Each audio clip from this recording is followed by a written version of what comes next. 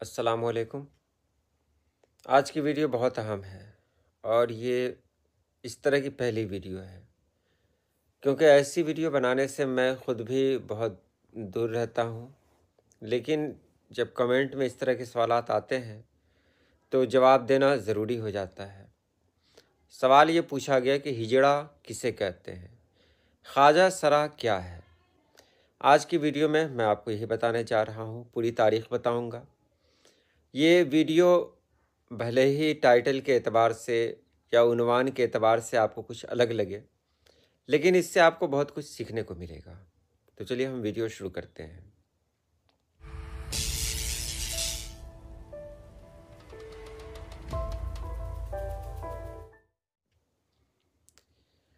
बात करते हैं हिजड़ा की। हिजड़ा ये फ़ारसी लफ्ज़ है और हम लोग जानते हैं कि हमारी सकाफ़ती ज़बान फ़ारसी है। फ़ारसी से बहुत कुछ ये हमारी ज़बान उर्दू में आया है। सकाफ़त जो भी आई है ज़्यादातर फ़ारसी से ही है, इसलिए वही लफ्ज़ हमारे यहाँ भी राइज हो गया। और हम लोग देखते हैं कि हमारे यहाँ बहुत तरह के हिजड़े मिलते हैं। हिजड़ा क्या होता है, तो ये तो आम तौर से सभी लोग जानते हैं कि अल्लाह पाक ने तीन तरह के लोगों को पैदा किया। एक वो जिसे मर्द बनाया, एक वो जिसे औरत बनाया, और एक वो जिसे न मर्द न औरत कुछ नहीं, यानी बीच का एक हिस्सा। तो हिजड़ा वही है जो न मर्द हो न औरत हो। अब सवाल एक और उठता है, ये हिजड़ा बनता कैसे है। तो इसके लिए हम चलते हैं तारीख़ में। मुग़ल बादशाहों का जब दौर था तो उस दौर में क्या होता था कि लोग मतलब जो महारानी हुआ करती थी, जो शहज़ादी हुआ करती थी, वहाँ जो लोग खादिम हुआ करते थे, मर्द खादिम, उनमें ख्वाजा सराओं को रखा जाता था। ख्वाजा सरा या तो ख़ुद बनते या बनाए जाते या कुदरती तौर पर पैदा होते थे। अब यहाँ जो सवाल उठ रहा है, ख़ुद कैसे बनते। तो बहुत सारे ऐसे लोग थे जो अपने आप को वक्फ़ कर देते किसी काम के लिए। तो वो क्या करते कि वो पार्ट, वो हिस्सा जिससे और मर्द की पहचान होती है, उसे वो काट देते। यानी वो मर्द क्या होता, उसे काट देता। नतीजा ये होता कि वो मर्द कहलाने, मतलब देखने में तो मर्द ही रहता, लेकिन वो वाकई मर्द नहीं होता। तो ऐसा भी होता था, लोग जानबूझकर ख़ुद भी ये काम करवाते थे, यानी वो मर्द है तो वो मर्द नहीं रहा। उसके बाद कभी कभी ऐसा भी होता था कि बादशाह को अगर कोई पसंद आ गया और उसे वो औरतों के दरमियान रखना चाहता हो, यानी औरतों के हरम में रखना चाहता हो, तो बादशाह उसे भी, मतलब जो मर्द की जो खूबी है, मर्द की जो पहचान है, उससे महरूम कर दिया करता था और उसे औरतों के हरम में रख दिया जाता था। उस दौर में ख्वाजा सराओं की बहुत अहमियत हुआ करती थी। सल्तनत के जो बहुत सारे ज़रूरी काम हुआ करते थे वो उनके मशवरों पर होते थे। तो ज़्यादातर जो काम होता था ख्वाजा सरा बनने का, ये किसी मर्द की रज़ामंदी पर ही होता था। लेकिन कभी कभी ऐसा हुआ कि किसी को ग़ुलाम बना दिया गया, यानी कहीं जंग हुई, जंग में बहुत सारे ग़ुलाम मिले, उनमें कुछ को सज़ा के तौर पर इन्हीं परेशानियों से, यानी इन्हीं सज़ाओं से गुज़रना पड़ता, जिससे वो ख्वाजा सरा बन जाते। और जो ख्वाजा सरा बनते उसे आम तौर पर हरम में रखा जाता। बादशाह भी मतलब उससे बेफिक्र रहता, ये तो न औरत है न मर्द है, इससे क्या नुकसान हो सकता है। तो एक ये बात थी इसकी। अब जो हम देखते हैं अपने यहाँ, तो हमारे यहाँ जो हिजड़े होते हैं वो पैदाइशी होते हैं और ये आम तौर पर किसी भी घर में पैदा हो सकते हैं। ये हिजड़े जो होते हैं ये ना मर्द होते हैं ना तो औरत होते हैं, और समाज में इनकी कोई ख़ास जगह नहीं होती। जिस घर में इनकी पैदाइश होती है, घर वाले छुपाते भी हैं। कभी कभी यही हिजड़े जब हालात से खौफ खाते हैं, हालात से घबरा जाते हैं, तो अपने घर से बाहर भाग जाते हैं।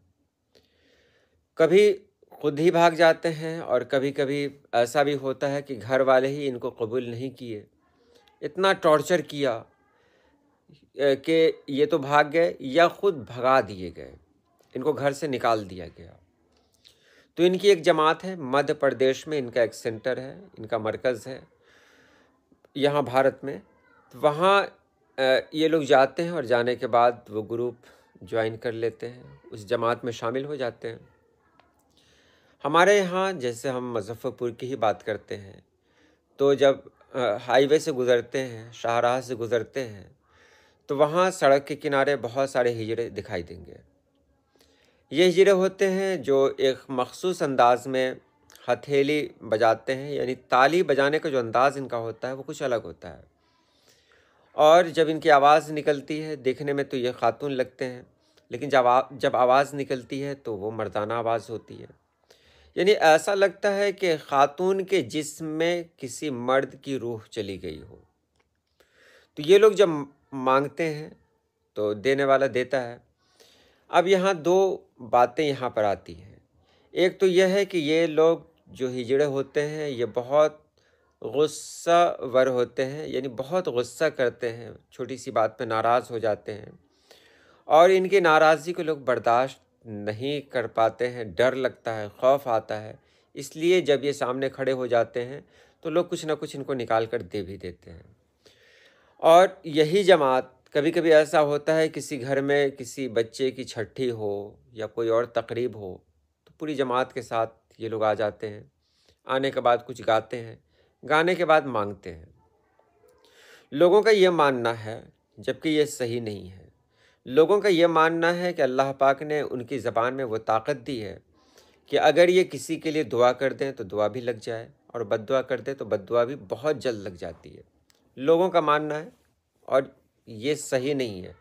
अल्लाह पाक ने दुआ और बद्दुआ इसकी अलग किस्म बनाई है और इसको देने वाले, दुआ देने वाले या बद्दुआ देने वाले, ये अलग किस्म के लोग होते हैं। ये कहा जाए कि हिजड़ों की दुआएं लग जाती हैं, ये गलत है।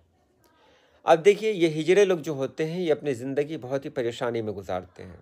एक तो समाज में इनका कोई मकाम नहीं है, समाज के ज़रिए इनको एक्सेप्ट नहीं किया जाता, कबूल नहीं किया जाता है। ये लोग परेशान रहते हैं अपनी ज़िंदगी में और वाहिद जो इनका ज़रिया माश होता है वो होता है लोगों से मांग कर खाना। आप रेलगाड़ियों में भी देखे होंगे, वहाँ हिजड़ों की जमात आती है, कुछ गाते हैं और बदतमीज़ी भी कर जाते हैं, जो बदतमीज़ी बहरहाल ठीक नहीं है। एक चीज़ और मैं बता दूं कि जब ये हिजड़े जो होते हैं ये हिंदू, मुस्लिम और किसी और कौम से भी ताल्लुक़ रख सकते हैं। ये लोग बहुत सारे देवी देवताओं को भी मानते हैं और मज़ारात पे भी जाते हैं, चादर भी चढ़ाते हैं। यानी ये हर कौम को मानने वाले होते हैं। वो बच्चा जो मुस्लिम कौम में पैदा होता है वो हिजड़ा होने के बाद भी अपने आप को मुस्लिम ही रखता है। वो बच्चा वो हिजड़ा जो हिंदुओं के यहाँ पैदा हुआ वो हिजड़ा भी बन गया तो भी वो हिंदू ही रहा। तो ये लोग मजहबी होते हैं, मजहबी मामलात में बहुत सख्त होते हैं, मानते हैं, दिल से मानते हैं। अब यहाँ कहा जाए कि जब हिजड़े मर जाते हैं ना, तो हिजड़े मर जाते हैं तो बाकी हिजड़े उनकी कब्र पे जाते हैं और जाने के बाद लाठी लेकर उस कब्र को मारने लगते हैं, गालियाँ देते हैं और बहुत कुछ कहते हैं। इनके मारने का मकसद ये होता है कि ये इस नीयत से मारते हैं कि ये इंसान फिर कभी हिजड़ा बनकर, यानी अगले जन्म में हिजड़ा बनकर पैदा ना हो, क्योंकि ये लोग अपनी ज़िंदगी से नाखुश होते हैं, उदास होते हैं। तो ये लोग नहीं चाहते कि ये या इनकी जमात का कोई भी इंसान हिजड़ा बनकर पैदा हो। तो हिजड़ों की जमात जो होती है ना वो काफ़ी अलग किस्म की होती है। लोग उनसे खौफ खाते हैं, इनका पहनावा होता है, इनकी आवाज़ होती है, ये बिल्कुल अलग किस्म के होते हैं। इसलिए समाज इनको कभी कबूल नहीं करता है। हमारे यहाँ चाहे वो भारत हो, बांग्लादेश हो, पाकिस्तान हो, ईरान हो, अफ़गानिस्तान हो, यहाँ हिजड़ों की जो जमातें मिलती हैं वो एक ही तरह की मिलती हैं। हमारे यहाँ जिस तरह की जमात मिलेगी वहाँ भी मतलब बाकी जगहों पे भी उसी तरह की मिलेगी। और गाली भी लोग किसी को देते हैं तो कहते हैं कैसा हिजड़ा है। तो समाज के ज़रिए इन्हें कबूल नहीं किया जाता। तो ये रही बात हिजड़ों की। आपने सवाल किया था। देखिए, सवाल पूछना गलत नहीं है और जवाब भी देना गलत नहीं है। आप किसी भी तरह का सवाल कर सकते हैं और मुझे फ़ुर्सत मिलेगी तो इंशाल्लाह मैं उस पर वीडियो ज़रूर बनाऊंगा। तो आज के लिए इतना ही। अल्लाह पाक आप सभी लोगों को खुश रखे, आबाद रखे। अल्लाह हाफ़िज़।